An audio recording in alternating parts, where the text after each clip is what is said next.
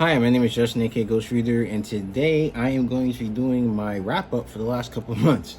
I'm sorry I ghosted you guys for the last couple of months.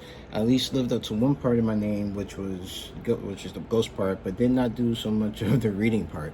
So basically, that's why I didn't put up any videos. I didn't really have much motivation to either read or put up videos. So I finally got it back. Managed to finish like 3 books that I've been kind of reading over those couple of months in one day. Managed to finish them all in that one day last month. So I was like, okay, I think I'm back and I'm ready. So I'm in the reading groove again. I just think my brain needed a break. I played the PlayStation 4. I looked at like some other stuff, but yeah, now we're back to doing this. So I want to this basic video is going to talk about all the books that I read in that intervening period. Basically, my goal became that I wasn't going to post a video until I finished reading all those books. I basically got there. There is one book that I haven't finished yet, but there's good reason for that, as I'll talk about later. But yeah, and I'm sorry for any background noise. It's just that it's really hot, so you probably hear the fan in the background. But that's so I don't like melt into like a puddle of sweat and burst into flames. So with all that said and out of the way, I'm glad to be back and doing this again. Let's dive into what I read. So last February, I actually already read this book, I think, when I posted that TBR video, and that was Holocaust, The Holocaust, The New History by Lawrence Reeds. And basically this book is, as the title says, is a history about the Holocaust. It views what steps the Nazi Party took in order for this tragic piece of history to happen. And he kind of analyzes it, how step by step of how they came up with the ideas. First it was just a general idea, and then he comes to the conclusion that it was just kind of as things popped up, they were like, oh yeah, we can do this, or oh, we can do that, rather than having like this grand plan at the beginning, or at least something of a grand detailed plan at the beginning. It was more like a piecemeal adding on to the apparatus until boom, you get concentration camps and extermination camps and stuff. So that was a very depressing but a good history of that sad period in human history. So the next book is Tower of Skulls, A History of the Asian Pacific War, Volume 1, from July 1939 to March 1942. And this basically covers part of the World War II that's kind of overlooked, which is the war in the East before America, Japan attacked America on December 7th, 1941. At least in the popular imagination, historians have focused on this for decades. But so this period actually covers the interactions between Japan and China, their war, and then how Japan started to expand into the colonial possessions that were within its reach, eventually attacking the United States, and the United States being drawn into World War II because of that. So it basically chronicles that in a step-by-step of why Japan and China were at war, and then why Japan decided to start to expand into the Pacific in World War II. So this was actually really good. This was only volume 1, and there was a lot of information in this book. This is definitely one that I'm going to revisit so I can get more, make sure that I get down a lot more of the history of that period and of that area. So this is something that I'm definitely going to circle back to in the future. Next, I also read a book called A Burning by Megha Majumdar, and this book I was supposed to read as part of a book club I was in. I didn't finish it. I read like halfway through, stopped, and that's when my motivation kind of fell off. But I went back to finish this book, and I really liked it because of the ending. Once I saw that the author had committed to a particular ending, I really liked it. And basically, this book is about 3 people in India who are on the lower class, part of the lower class, and basically a terrorist attack happens, and one of them, a young woman, is blamed for that attack because of something she posted on Facebook. Her teacher is her former teacher when she was back in school, is a guy who is starting to be drawn into populist politics. And then other person who is connected to the girl, like the young woman is teaching them English, is an aspiring actress. So you have these three people who now all have stakes in what's happened because the young woman is sent to jail. She says that the person that she's teaching English can't provide an alibi, and her teacher now is put in a situation where he has to testify to the young woman's character. And so how it all came together, and then where they all end up at the end, I thought it was a really, really interesting and really brave ending, because there's a lot of different ways it could have ended. Where I don't want to give away any spoilers, but I like the ending. And so if this is something, and this is all set in India, by the way, and if this is a book that you think you will like, I say go read the synopsis and see if it's something that you like. It was 8 hours long, so it was not too long. And if it's something, because I read this as an audiobook, most of these I actually read as audiobooks. So if it sounds like something that you're interested in, I think that you should definitely go pick it up and read it.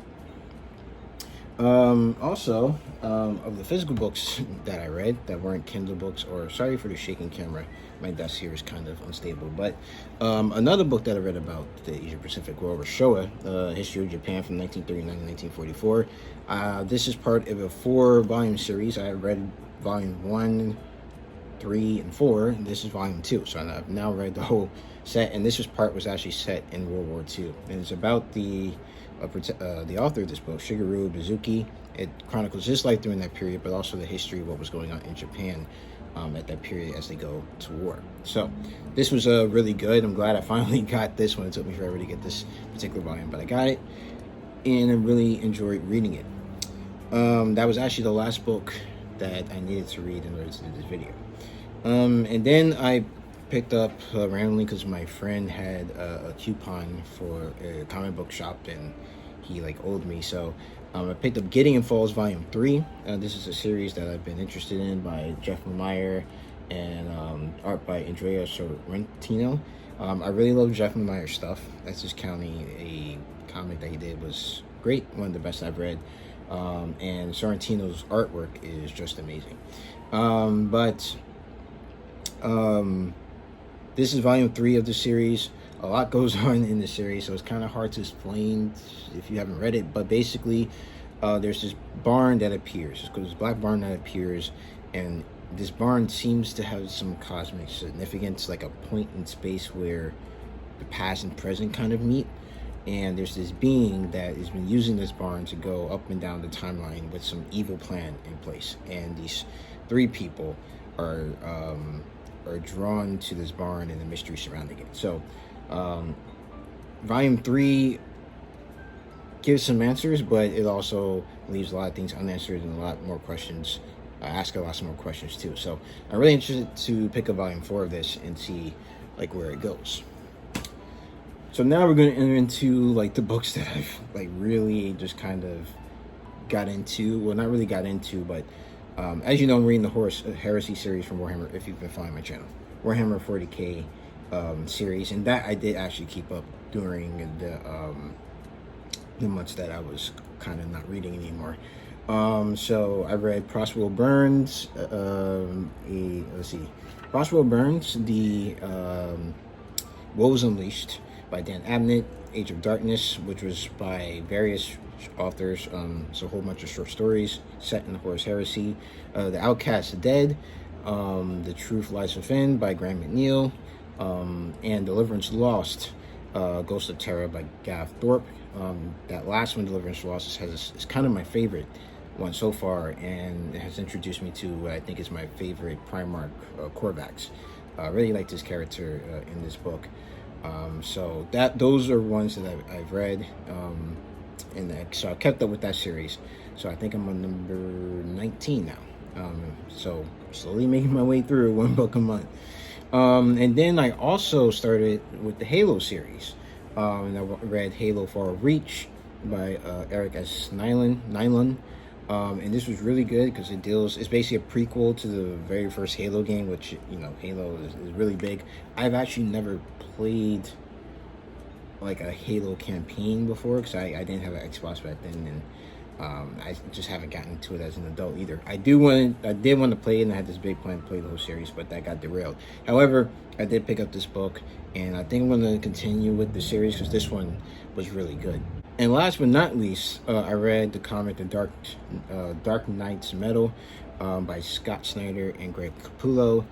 This is basically, there's a threat, of course, to the DC multiverse again, and basically the threat originates with Batman, who has been, there's this metal called the Nth metal, I believe this is, and basically there's something in the dark that will come into like the DC universe and basically cause havoc, and he's going to use Batman as his, like, basically his door into their reality, and they have to try to stop that. So this was a very interesting story. It was okay. For me, it wasn't great. It was okay. I really read it because I wanted to see the origins of the character, the Batman who laughs, who I found to be kind of an interesting character. So I wanted to know his origins, and this is, I believe, his first story. So it was okay as a read. And then I also read The Dead Are Rising, The Life of Malcolm X, by Les and Tamara Payne. This I actually did a review on, and you can check out that review. I'll put the link down in, like, either up here at the end of the video or down in the description below. And I also read The Conductors by Nicole Glover, which I am going to be doing a separate review video on later. And the one book that I didn't read, but I was supposed to, was the book The Enlightenment. I'm still going through that. It's a 40 hours long, and it's a lot of philosophy, so it's taking me some time. So that one, I'm in Deception 4. I'm still making my way through this one. I'm almost halfway through, but it's a lot to take in, and it's not, like, not all the sections are, it's not that exciting. So that is where I am with my reading. That is what I read from basically February to the end of May, actually the first week of June. And hope to get back into the mix of things. A lot of things have been going on that I missed in the book community, but I'm slowly getting back into the mix of things. So hopefully I will have the review of The Conductors out soon. And hopefully the Enlightenment book done soon. And I hope to have my TBR for the rest of this month of June out soon. Hopefully sometime this week. Won't make any promises because we're still kind of, hopefully my motivation stays good. But that is it for this TBR. What did you read, I guess, over the last couple of months that was really good? Let me know down in the comments section below. Let me see if I can remember this. If you like this video, please hit the like button. If you want to see more videos from me, please subscribe. You can follow me on Twitter at GhostReads28, on Instagram at Justin the Ghost Reader, and on Goodreads. The link to that is down in the description box below. I can't believe I actually remember that. So as always, keep reading, and Black Lives Matter.